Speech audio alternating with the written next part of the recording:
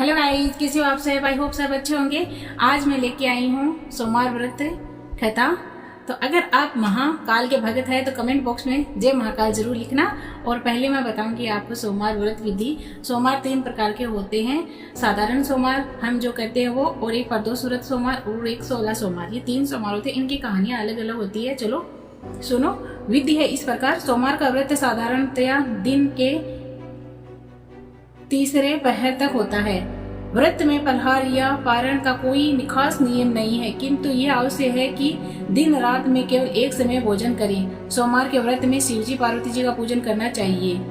सोमवार के व्रत में शिवजी पार्वती जी का पूजन करना चाहिए। सोमवार के व्रत 3 प्रकार के होते हैं। साधारण प्रति सोमवार, सौम्य, प्रदोष और 16 सोमवार का व्रत। विधि तीनों की एक जैसी है। शिव पूजन के पश्चात कथा सुननी चाहिए। प्रदोष व्रत 16 सोमवार प्रति सोमवार कथा तीनों की अलग अलग है, जो आगे लिखी गई है आपको मैं सुना दूंगी। कथा है तो सुनो। एक बहुत धनवान साहूकार था, जिसके घर धन आदि किसी प्रकार की कमी नहीं थी, परंतु उसको एक दुख था कि उसको कोई पुत्र नहीं था। वह इसी चिंता में रात दिन रहता था। वह पुत्र की कामना के लिए प्रति सोमवार को शिवजी का व्रत और पूजन किया करता था। सायंकाल को शिव मंदिर में जाकर शिव जी के श्री विग्रह के सामने दीपक जलाया करता था। उसके इस भक्त भाव को देखकर एक समय श्री पार्वती जी ने शिव जी से कहा कि महाराज, यह साहूकार आपका अन्य भक्त है और सदैव आपका व्रत और पूजन बड़ी श्रद्धा से करता है। इसकी मनोकामना पूर्ण करनी चाहिए आपको।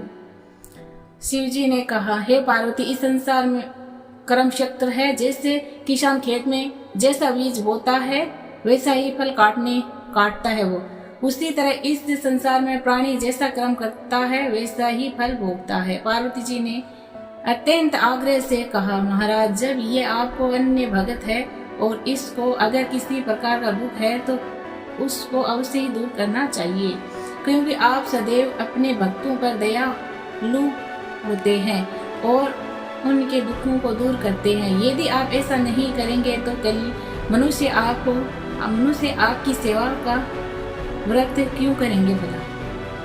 पार्वती जी का ऐसे आग्रह देखकर शिवजी महाराज कहने लगे, पार्वती, इसके कोई पुत्र नहीं है। इसी चिंता में यह अति दुखी रहता है। इसके भाग्य में पुत्र न होने पर भी मैं इसको पुत्र की प्राप्ति का वरदान देता हूँ, परंतु वह पुत्र केवल 12 वर्ष तक जीवित रहेगा। इसके पश्चात वह मृत्यु को प्राप्त हो जाएगा। इससे अधिक मैं और कुछ इसके लिए नहीं कर सकता। यह सब बात साहूकार सुन रहा था। इससे उसको न कुछ प्रसन्नता हुई और न ही कुछ दुख हुआ। वह पहले जैसे ही शिवजी महाराज का व्रत और पूजन करता रहा।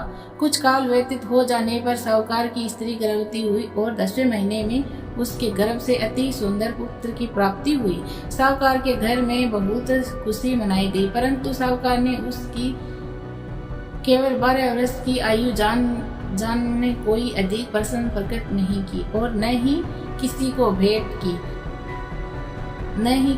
भेद ही बताया। जब वह बालक 11 वर्ष का हो गया तो उस बालक की माता ने उसके पिता से विवाह आदि के लिए कहा, तो वह साहूकार कहने लगा कि अभी मैं इसका विवाह नहीं करूंगा, अपने पुत्र को काशी जी पढ़ने के लिए भेजूंगा। फिर साहूकार ने अपने साले अर्थात बालक के मामा को बुलाया। उसको बहुत सा धन देकर कहा, तुम इस बालक को काशी जी पढ़ने के लिए ले जाओ और रास्ते में जिस स्थान पर भी जाओ यह करते और ब्राह्मणों को भोजन कराते जाओ। वह दोनों मामा भांजा यज्ञ करते और ब्राह्मणों को भोजन कराते जा रहे थे। रास्ते में उनको एक शहर पड़ा। उस शहर में राजा की कन्या का विवाह था और दूसरे राजा का लड़का जो विवाह कराने के लिए बारात लेकर आया था वह एक आंख से काना था। उसके पिता को इस बात की बड़ी चिंता थी कि कहीं वर को देखकर कन्या के माता पिता विवाह में किसी प्रकार की अड़चन पैदा न कर दे। इस कारण जब उसने अति सुंदर सेठ के लड़के को देखा तो उसने मन में विचार किया कि क्यों ना दरवाजे के समय इस लड़के से वर का काम चलाया जाए। ऐसा विचार कर वर के पिता ने उस लड़के और मामा से बात की।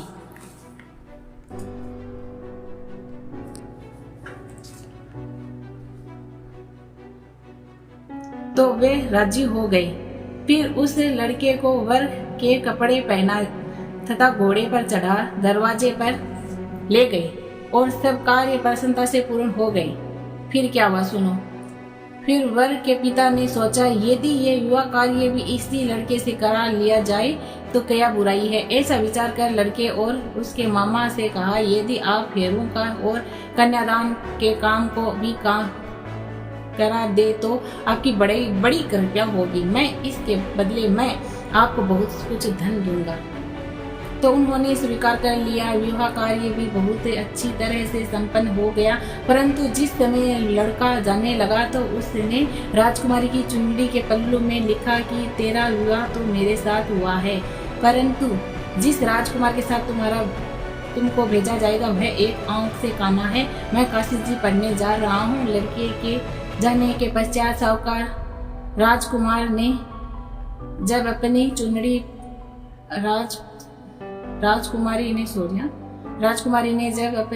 चुनरी पर ऐसा लिखा हुआ पाया तो उसने राजकुमार के साथ जाने से मना कर दिया और कहा कि ये मेरा पति नहीं है, मेरा विवाह इसके साथ नहीं हुआ है, वह तो काशी जी पढ़ने गया है। राजकुमारी के माता पिता ने अपनी कन्या को विदा नहीं किया और बारात वापस चली गई। उधर सेठ का लड़का और उसका मामा काशी जी पहुंचे गए। वहां जाकर उन्होंने यज्ञ करना और लड़के ने पढ़ना शुरू कर दिया। जब लड़के की आयु 12 साल की हो गई उस दिन उन्होंने यज्ञ रचा रखा था कि लड़के ने अपने मामा से कहा मामा जी आज मेरी तबीयत कुछ ठीक नहीं है। मामा जी ने कहा अंदर जाकर सो जाओ। लड़का अंदर जाकर सो गया और थोड़ी देर में उसके प्राण निकल गए। जब उसके मामा ने आकर देखा तो वह मुर्दा पड़ा है तो उसको बड़ा दुख हुआ और उसने सोचा कि अगर मैं अभी रोना पीटना मचा दूंगा तो ये का कार्य अधूरा रह जाएगा। अतः उसने जल्दी से ये का कार्य समाप्त कर ब्राह्मणों को जाने के बाद रोना पीटना आरंभ कर दिया। संयोग वश उसी समय शिव पार्वती जी उधर जा रहे थे।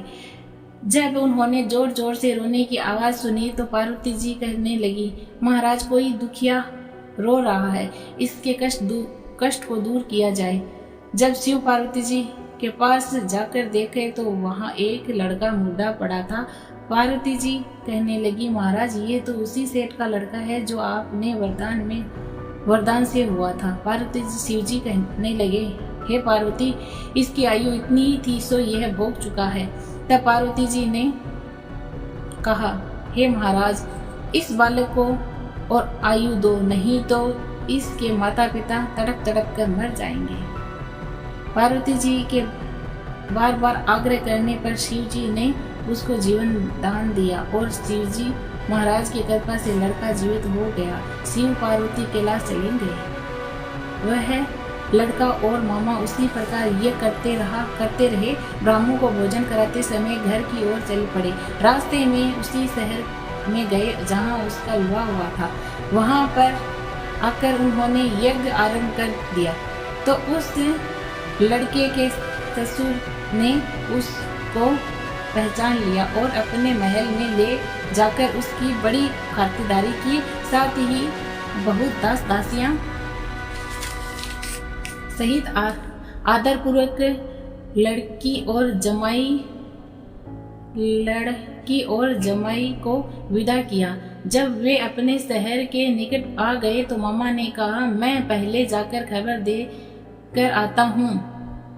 जब उस लड़के का मामा घर पहुंचा तो लड़के के माता पिता घर की छत पर बैठे थे और यह प्रण कर रखा था कि यदि मेरा पुत्र सकुशल लौट आएगा तो हम राजी खुशी नीचे आ जाएंगे, नहीं तो छत से गिरकर अपने प्राण दे देंगे। इतने में उस लड़के के मामा ने आकर यह समाचार दिया कि आपका पुत्र आ गया है, तो उनको विश्वास नहीं हो आया। उसके मामा ने शपथ पूर्वक कहा कि आपका पुत्र अपनी स्त्री के साथ बहुत सारा धन लेकर आया है। तो सेठ ने आनंद के साथ उसका स्वागत किया और बड़ी प्रसन्नता के साथ रहने लगे। इसी प्रकार से जो कोई भी सोमवार के व्रत को धारण करता है अथवा इस कथा का पढ़ता है और सुनता है, उसकी समस्त मनोकामना पूर्ण होती है। बोलो ओम नमः शिवाय।